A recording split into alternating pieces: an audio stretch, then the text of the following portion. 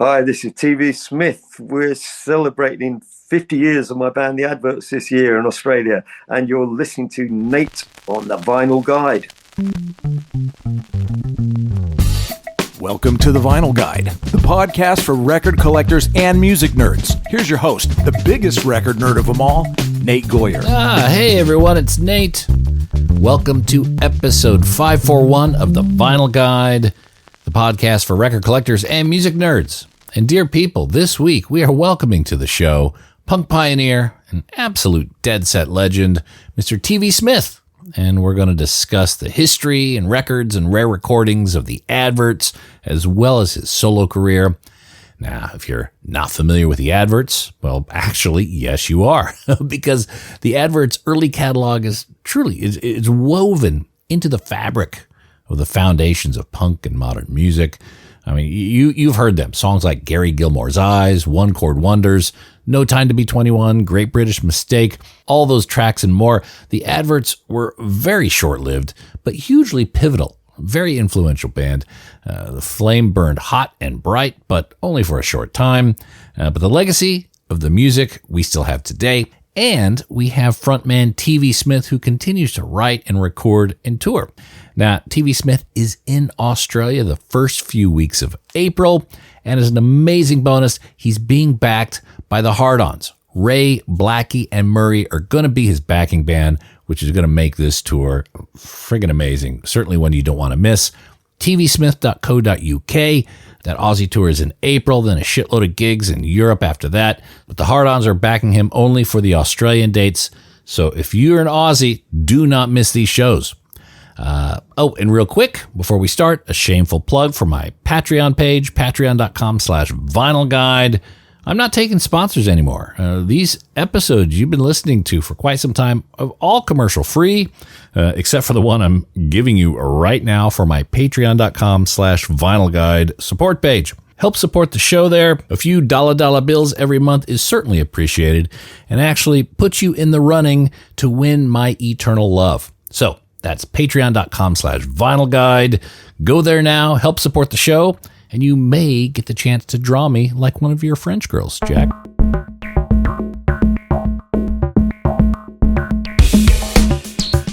Alrighty, enough of the jibber jabber. Let's get into the conversation with Mr. TV Smith on 50 years of the Adverts. Well, TV Smith, we are very excited to see you coming to Australia.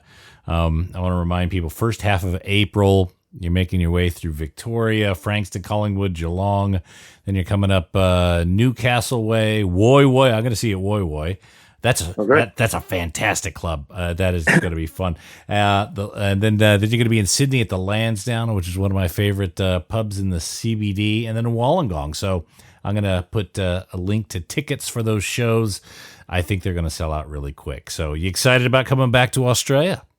Yeah, I'm really excited, and with the added bonus of having the Hard-Ons backing me up, it's going to really, I think they're going to be great shows. They are fantastic. By the way, I heard them play Gilmore's Eyes this weekend at a gig, and they are on fire. It's fantastic. They are excited about this. So yeah, very stoked. So the material that you'll be doing on this tour, I mean, obviously there's Adverts, but your solo catalog just spans decades. And, are you going to be focusing on Adverts, or is it going to be from throughout your career, the set list?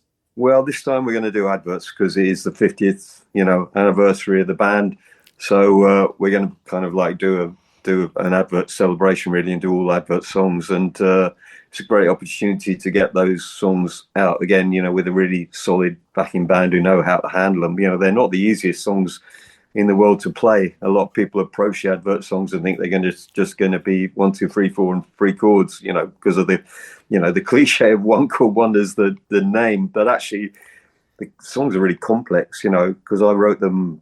I didn't know anything about music. I didn't know anything about writing songs. So they kind of go to unexpected places and have weird sort of tempo changes, really just because I didn't know how to write a song. So I just did whatever felt right, and that's kind of I think that's their charm.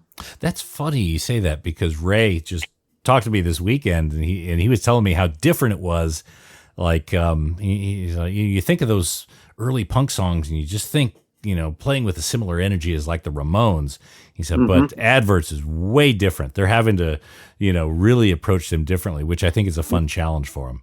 Yeah, you have to kind of rethink how you play because, you get used to playing in certain ways and you get used to thinking, oh, well, after this chord, it's going to be this chord. And then what? It's not that chord, it's this other one. And it's kind of, as a player, it's weird. As a consumer, music, you don't even kind of notice it. But when you get down to actually playing those songs and working them out, how they work, you find out that there's all kind of stuff going on in there that you don't expect. Yeah. So here we are 50 years later. I mean, does it kind of trip you out a little bit? What are your thoughts about us still celebrating this music that you did so early in your lifetime? Well, I do find it, a bit odd, but, I find it odd to be nearly 70 years old. I mean, life is odd. Let's face it. I certainly didn't think, when I was like, playing in the Adverts in 1977 that I would still be, a musician even when I was, I thought anyone over 50 was like dead. Over 30. Yeah, exactly. Yeah, over 25. But it's a joy, to still be here and still be able to do it and to find that the songs have stood the test of time, because you write them and they're what you feel, there's nothing fake in them. They're all authentic. And to realize that kind of stuff does last is really kind of like, it's kind of heartwarming, really, to be able to go on stage and mean every word still is kind of odd, but it's great. Mm-hmm. Yeah. Well, I'd love to get into some of these records because we talk a lot about records here on the show. And do you still play vinyl records, or you gotten rid of most of them now?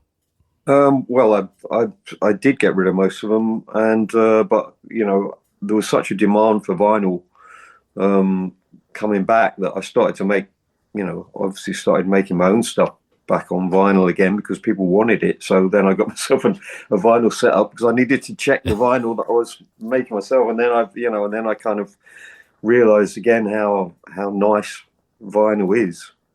How what a nice sound it is to hear things on vinyl, not CD. So yeah, I've got a vinyl set up again now. Having said that, I don't have much time to listen to records myself. Yeah, that's always the bane of the existence. When you when you're young, you have plenty of time, but not enough records. And as you get older, you got plenty of records, not enough time. Yeah, absolutely. I mean, I used to love, just really locking into a new record when I was a kid. You get a new one, you'd be all excited, and you'd listen to it. You'd really listen. Mm-hmm. But now I feel my role is really to make the records that other people can really listen to and get something out of. And if I have a break from touring, what I do now is I write or I record rather than listen to stuff. Mm-hmm. Well, what were some of the records that influenced you early on, prior to starting the band? Well, I was a big Bowie fan. The kind of stranger end of glam rock inspired me a lot. The first few Roxy Music albums, all the Bowie albums, I thought were fabulous. There were other kind of odd glam bands in England, like Cockney Rebel, who I found very interesting. And right across the spectrum, really, Marley, I loved all the Wayward stuff. Got into quite a lot of reggae around punk time. But I grew up with the Beatles and the Stones, like all kids did, and what was in the charts, pop music. It was kind of the failure of pop music that made me want to write myself, really, because I love pop songs. I love the fact they had choruses and melodies and you could sing along with them. But the words, it was like, I don't want to sing along to that. I could, but it's kind of below me to sing along with these rubbish choruses. So, that made me want to write songs that you could sing along to, and they had some meaning in them. Yeah, very early on, your standards were high. Was there an artist? Because I would imagine, being a youngling, you'd see these artists, Beatles, Stones, and Bowie, but perhaps not seeing a path for yourself. Was there an artist that kind of the penny dropped where you're like, you know what, I could do that. I could see myself doing that. Well, the only one that really, the whole game changed with the Sex Pistols, really, because up until that point, well, I suppose I saw bands like the Heavy Metal Kids in little clubs, and there was, when I look back at it, there was kind of 15 people there, and I thought, well, actually, and you'd meet them afterwards, and they seemed kind of disappointing. You didn't know why, I kind of understood that feel. I understand that feeling now, but generally, music back then, it was us and them. You were in the audience, and there was no way to cross that barrier to get on the stage yourself and be part of it. And I had a band myself called Sleaze, before the Adverts, and we were outside of the whole music industry. There was no way we could get a record deal or we could have proper gigs. We were booking sort of scout huts and town halls and things and putting our own gigs on, but there was no way we were part of the real record business. But with when I saw the Sex Pistols, that was suddenly a different thing. These kids on stage were the same as us, right? And that was something I could aspire to. And the Roxy Club opened, and suddenly we were right in. There was no us and them between the audience and the musicians. Anyone who wanted to get up on there and do it and had the ideas could do it. Yeah. It seems like, looking back on it now, I'm sure it's different while you're in it, but looking back on it now, it seems like it was like a small community. Like everyone kind of knew each other. Is that kind of the right interpretation, or am I? Yeah, absolutely. Yeah, it was a very small community because it was a new thing, and it grew very rapidly. But I guess, the first time we went down to the Roxy Club, there's probably, 30 people who all knew each other.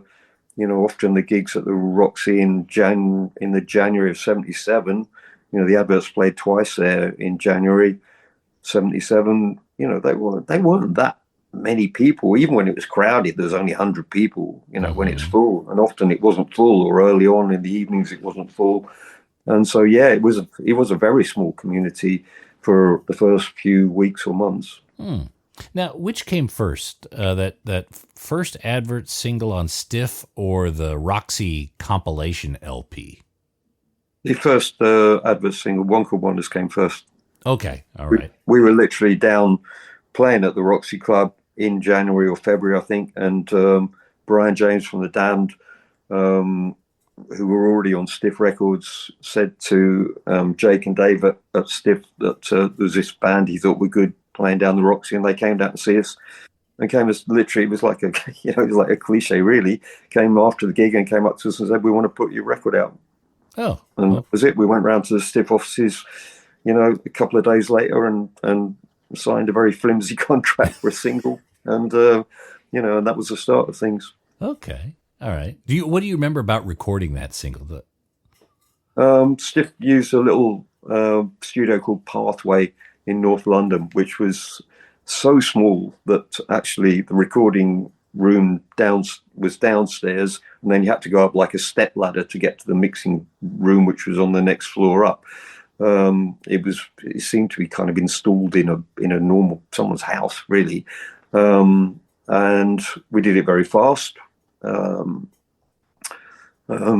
If you listen to the end of the B-side of One Chord Wonders, Quick Step, you can hear Laurie, the drummer, at the end say, "Oh, my cymbals fell off."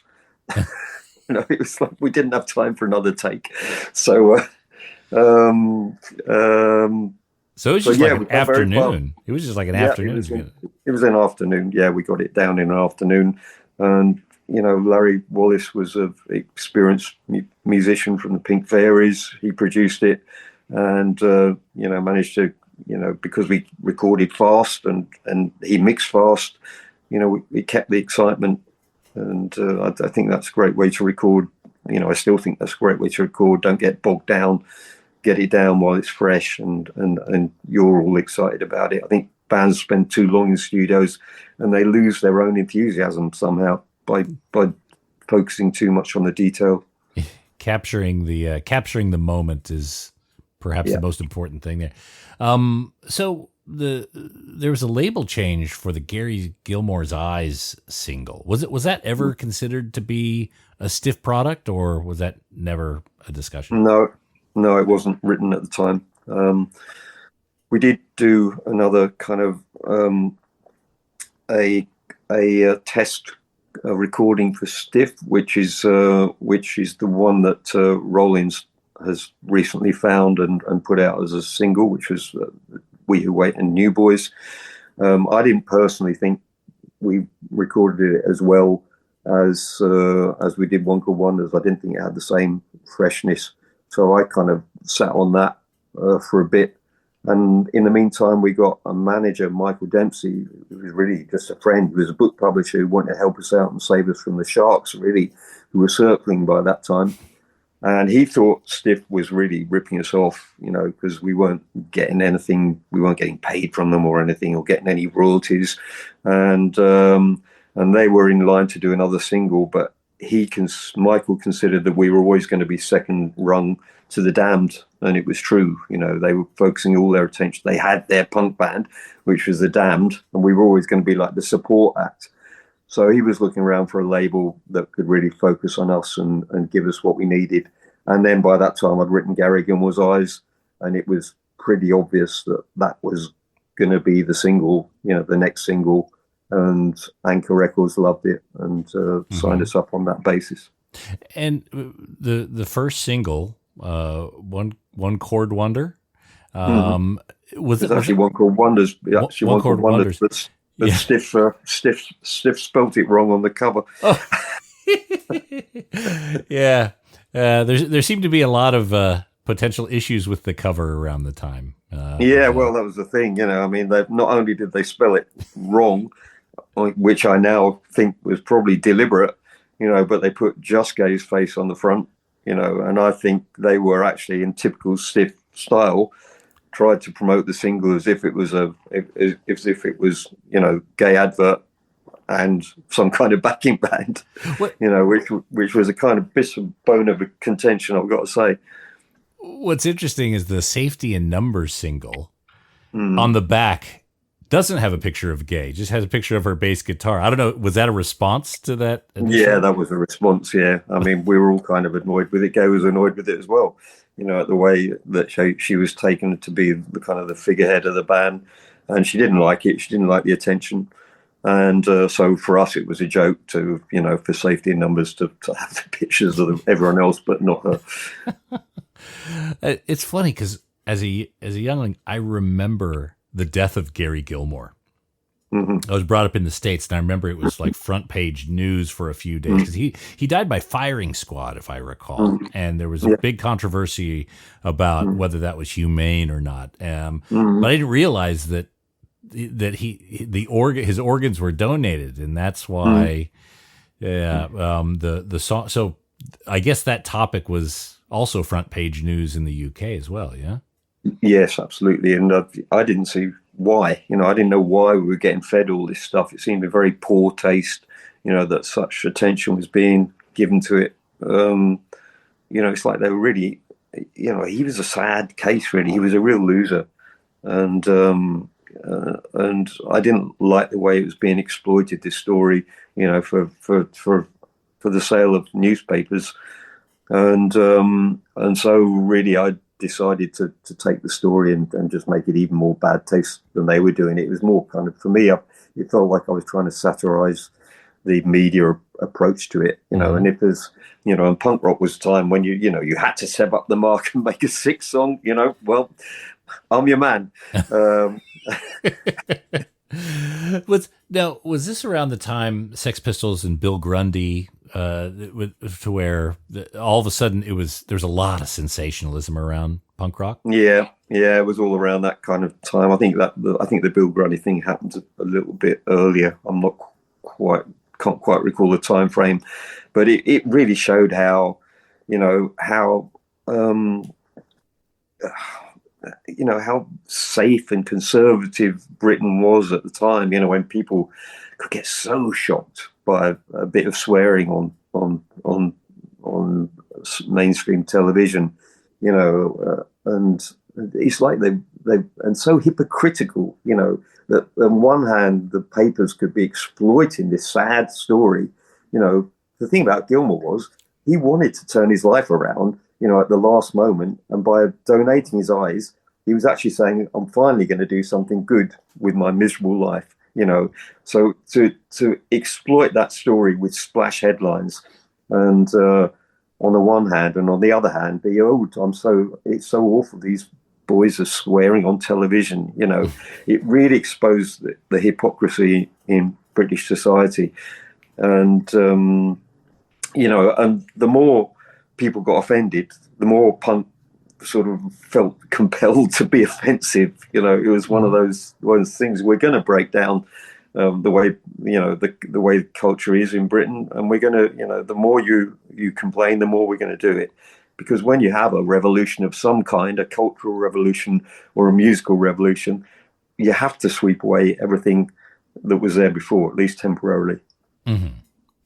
Well, I mean, and being provocative is actually a very effective way to get the point across, or at least to get the attention on the art. Were there any attempts to censor Gary Gilmore's eyes at all? Do you recall anything like that? The BBC weren't happy about having it on Top of the Pops, which was I guess you might know it was the mainstream chart television program that was on once a week, and everybody in Britain grew up with it. We'd be glued to our televisions to watch the half hour of what was coming into the charts, and what was going up in the charts, what was going down, and they were compelled to if a new entry went high enough in the charts, they were compelled to put you in the show, which obviously they were very reluctant to do with Gary Gilmore's eyes. And coincidentally, there was a cricketer in Britain at the time called Gary Gilmore, spelt differently, so M-O-U-R rather than M-O-R-E. And when the closing titles came and the adverts, Gary Gilmore's eyes, came up in the chart rundown, they showed a picture of the cricketer. That was someone covering their ass. Oh, that's funny. What were some of the early indicators that this song was totally taking off? Well, I guess immediately. Somehow we just hit the timing right, and immediately we got the sales. Anchor Records told us it was selling. It was flying out the shops, and it did look like it was going to be a chart record. Mm-hmm. It didn't hang around long at the charts. It was there a few weeks, going up and down for a bit, and after we played Top of the Pops, that was a surefire way for everyone who played Top of the Pops. The next week, their record went shooting further up the charts. We played Top of the Pops, and the next week it went down a place. No. But we made our mark, and people still remember that and remember the adverts for that record now. So I can't complain. I don't think it was the most typical adverts record, but it hit a nerve, and for its kind of novelty value, I think we'll always be remembered for that. Well, it's so catchy too, TV. It's one of these things. Even hearing it the other night, it's like at the end of this night, I'm like, it's still rattling around the head. Yeah. So when you guys start doing the album, Crossing the Red Sea, I understand, correct me if I'm wrong, that was recorded at Abbey Road, which I think is decidedly different than where you recorded the original singles. Is that right? Yeah, absolutely. And it was great because we got a chance to do it right. We got a chance to, to step up and get what all the other bands had with the production values the other bands had. We had a great producer. We were looking around for producers, and there was, the short list was quite long. We considered the guy who produced Blondie's first album, whose name escapes me at the moment, Martin Rushent, who did the Stranglers, quite a few people were on the list, and I'd always really respected John Leckie because I loved the Doctors of Madness, who were another sort of proto-punk glam band around at the time. And they were also well known for being fairly chaotic and on stage and not being the greatest musicians. Well, actually, they were perfectly great musicians, I thought. And John Leckie produced their album, made them sound fantastic. So I thought, well, if he can do it for the Doctors of Madness, I bet he could do it for us too. So that was the idea of choosing John, who then went on to produce many great bands like the Stone Roses. So yeah, we had Abbey Road, we had a great producer, and the band had to step up to the mark, and I think we really did. Oh, absolutely. Now, that was on Bright Records. Are Bright and Anchor related at all, or did you move labels for that? Well, what happened was Anchor was a subsidiary of American giants ABC, and ABC decided they didn't like this punk thing. Oh. So they basically closed down Anchor Records and left us without a label after Gary Gilmore's Eyes came out. So there we were floating around bizarrely, while other bands were having label and promotion. We didn't have a label. We were out on the road, and suddenly our label disappeared.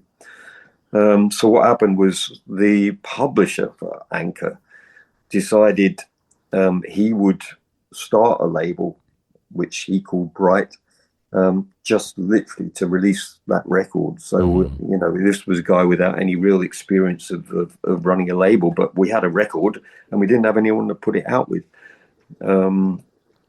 So that's how the Bright Records thing came about. Oh, that's interesting, because you've got this hit, you were on top of the pops and everything, and then all of a sudden your label just up sticks and left. I would have thought that you would have been courted by a lot of different people at that point for the potential. But that wasn't the case. Well, I think it was somehow tied in. It's kind of, I can't remember exactly what happened now, to be honest, but I think we were tied in some way by I think Anchor had already paid for the album or something, and the publisher was involved. So we were kind of tied in with him. I'm not sure we could put it out on the open market sort of thing. I think we had the record already kind of in the bag when ABC withdrew their funding and closed the label down. So we were tied into a kind of amateur label, really, which I don't think they really knew what to do to promote the record, which probably explains why it kind of spent 1 week in the charts and then disappeared. It's such a great record, but that also explains why the next record was on RCA. Yeah, we'd had to look around for a major label after that, and it's kind of bizarre because we just didn't get the interest that other bands were getting, and it took a long time to find the deal with RCA. And we thought, well, here we go. This is great. Now we're on a major label. We can really do, we can really go places now. But actually, we were signed to the product manager at RCA, not by the A&R guy.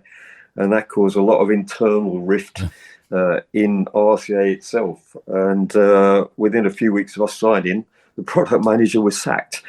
And the A&R guys were very unhappy with us because they weren't approached to sign us. So we were basically on a label that didn't like us and didn't want us on them. And I remember once phoning up RCA and said, "Oh, I'm a journalist. I'm just trying to find out about your band called the Adverts." And RCA said, "We don't have a band called the Adverts." Oh boy! Well, you guys, you don't strike me. At least the stories I heard, you guys don't strike me as a difficult band, and you had solid songs. It just seems to be just a string of mishaps and bad luck. Yeah, it seems that way. I mean, I don't know. I mean, RCA certainly didn't see the potential of Cast of Thousands, but then the second Adverts album. But then very few people did at the time. We were very much out on a limb.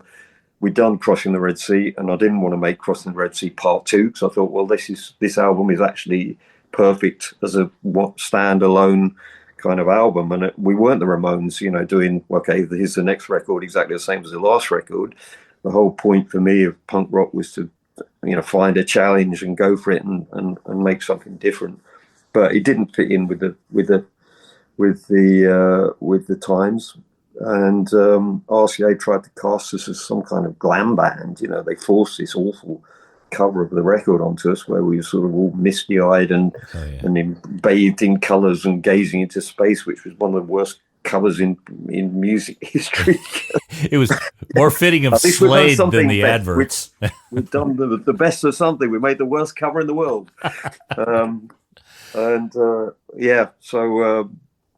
So yes, it was the start of quite an unfortunate run of luck for me and for the band.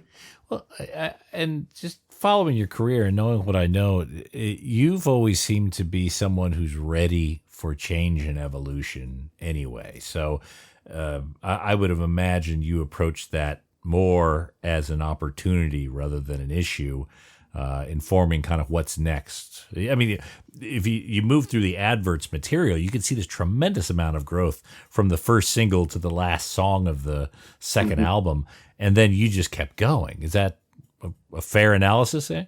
Well, I couldn't stop. I mean, by then I realized that's what I want to do, and if I look in my old song notebooks now, and the stuff for the Explorers is all kind of mixed up. The notes for the songs are very much mixed up with the final songs for the Adverts. So by the time it became clear that the Adverts couldn't go on any longer, I was already ready to start the next band, and I started straight away. I always already had a kind of idea of what I wanted for it. Having started being more experimental, as it happened, my friends who already mentioned the Doctors of Madness had just split up. So their bass player, who I considered one of the best players in Britain, was available. So I grabbed him as fast as I could and built the rest of the band together. And we were in rehearsal within a few weeks of the Adverts officially breaking up. Mm-hmm. And that first single that you had, Missile, what was it? Tomahawk Cruise. Tomahawk Cruise, yeah. Tomahawk Cruise, that was, again, another quite substantial hit. Right? Yeah, it was a mini hit. Yeah, it was only confounded by the fact that the record company didn't expect it to be a hit, so they didn't press enough records, and so we sold out of records, and which didn't have enough to actually kind of get it into a substantial chart position. Yeah. In your career, have you held on to a lot of those records, like test pressings and things like that? The sort of collectibles of your career? I'm not really a collector, to be honest. I have a few things. Obviously, I think I've got test pressing of Tomahawk Cruise, actually, but I'm not a big collector. You look back now and you think, somehow at the time you don't realize the value of them, but then that's why they become collectibles. I've often wished I'd kept sort of 20 of everything. Sure. Well, I'm sure Henry's probably already talked to you about those. So ask these questions maybe years ago. I'm sure he's got a lot more than I have. Yeah. There's so many bootlegs, so many rehearsal tapes, and we still see some products coming out here and there. Even this thing that Henry put out, the single.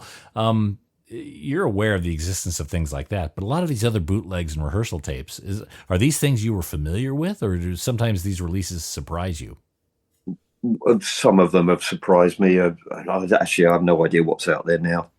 It's been a constant sort of string of like dodgy tapes from live gigs and things. And yeah, to be honest, I don't really care. I've always thought that bootlegs are, kind of stimulate music rather than no one's going to buy a bootleg and then say, I'm not buying the real record. If people are interested in these sort of badly recorded live gigs because they're a bit of history and a bit of nostalgia, to be honest, it's fine by me. The more the merrier. Mm-hmm. Do you know where any of the master tapes of some of these recordings are? Do you know where? Do you have access to those? No. Okay. No, everything's disappeared. Lost to time. Yeah. Got it. Okay. Yeah. Because those, again, just very curious is in terms of, where some of those artifacts are these days. Yeah, absolutely. But that's the thing about recording with major labels. It goes into some vault somewhere, and and you never find them again. I would love to. I would love. Although, I don't want to change anything they've already done, because I think pieces, their original mix, it's how it was meant to be at the time, and with its failings and maybe you can think, well, I'd love to do that again. I'd love to remix Cast of Thousands, but actually, the sound that you make, because it's because of the circumstances of the time, and because it's not perfect. In a way, that's its beauty, and I don't like the idea of tinkering around with things afterwards. Yeah. Yeah, I enjoy it when an artist takes another look at their material, as long as they keep the old version in circulation as well. Sure. Sure. I mean, Cast of Thousands had a really bad rep because of its bad mix, for example. But what was wrong with it was mainly a bad mastering job, which we redid for a re-release. And with a proper mastering, the whole sparkle came back to that record. You didn't need, the guitars putting up and something else taken down and all that stuff. All it needed was to be remastered. And, I think you should preserve, your intention of how you wanted to have it come out in the first place, and not revising. So, well, I'm curious as to, when you're doing Crossing the Red Sea, Gary Gilmore's Eyes was not that long prior, but it didn't appear on the album. Was there any discussion of that single on the album, or were you guys keen to move away from that? well, I think it's probably my decision not to have it on, because I was thinking, well, everybody's got the single already. We won't put it on the album. It's like a stupid commercial move. You obviously put your hit single on the album. But in some ways, the record didn't fit with the rest. The Crossing the Red Sea tells a different story, and Gary Gilmore was very much a one-off. So if something had to go, to me, it was going to be that. And of course, you're talking about 35 minutes of music on vinyl back in those days, before the sound starts to degrade. So something had to go, and it was only later, when CDs came in, or you could squeeze a bit more onto vinyl, that Gilmore came back as an extra track. The same with New Day Dawning. I think that was a great song, and that fitted in with the whole ethos of Crossing the Red Sea, but that couldn't go on either. Right.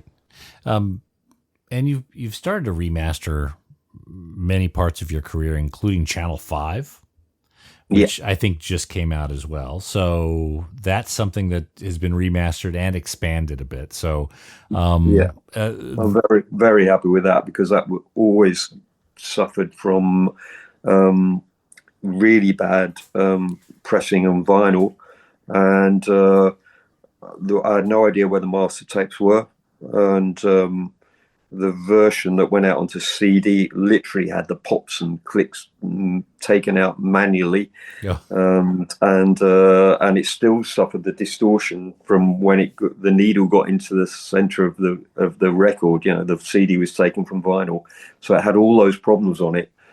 And I talked with the label I work with over here, called Easy Action, quite a lot, and they expressed a desire to put a decent version out, and we didn't have the master tape. And then, for some reason, I don't know why I never thought of it before, I got hold of the producer, Phil Brown, and he had a safety copy on tape at home.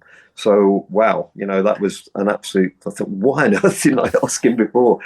So we finally have a pristine copy of Channel 5, which we got remastered very well by the guy who's been remastering my latest solo stuff. Excellent. And now, when people in Australia go to see you in April, will there be copies of that, or handwriting, or even the Bored Teenagers? Will that be on vinyl on the merch table? I'm going to certainly try and bring a lot of vinyl with me, as much as you see me with a stoop back from my carrying my suitcase when when I get there. Hopefully it'll get lighter and lighter as the gigs go on. That's what I'm hoping. Yeah. Sure. Yeah, I'm going to try and bring over some stuff. I'd really love people to hear the newest stuff, and particularly handwriting. I want to, I'm really, really proud of that record, and so I'm going to definitely have that on the merch table. Okay, great. What are the odds we'll see a few acoustic sets while you're down under? This time, that's not going to happen because we're really, obviously we're all thrilled about the Hard-Ons connection, so that's what we're going to be concentrating on. I'm not going to rule out coming back and maybe playing some acoustic sets another time, but for right now, 50th year Adverts anniversary, and that's what we're going to go for 100%. Oh, we are very much looking forward to having you here. All right, I'm going to put links in this episode page for people to get their tickets, and the spots you're playing are very cozy, let's just say. So tickets will go very quick, so I want to make sure people get the jump on those. Again, if you're in Victoria, Melbourne, Frankston, Collingwood, Geelong, then up in Newcastle, Central Coast, of course, Sydney CBD and Wollongong. Tickets can be had at TV Smith. I will put that link in this episode page. And TV Smith backed by the Hard-Ons, that's going to be one of the best tours of this year. I could feel it already in these spots. And mate, we can't wait to hear these songs, especially with that freight train of a band behind you, man. Nice one, mate. Thank you.